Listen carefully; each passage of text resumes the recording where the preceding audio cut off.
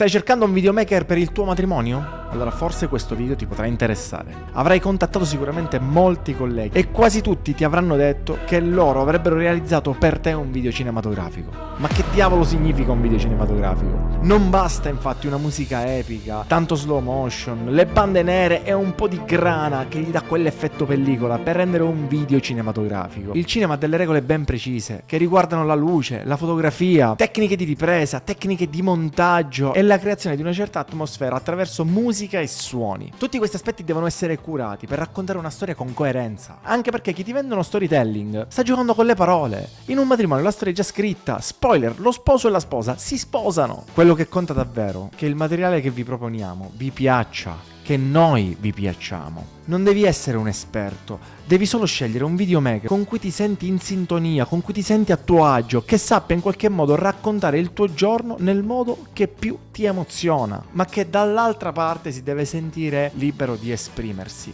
Non puoi e non devi capirne nulla di videomaking, devi solo capire esattamente chi è la persona giusta per te. Il prezzo? Beh, a questo punto saprai già se vale la pena confezionare con cura i tuoi ricordi o meno. Sono Francesco Campo e sono un fotografo e un filmmaker di matrimoni. E questa era una piccola tips che magari può aiutarti a scegliere il videomaker per il tuo matrimonio. Ciao!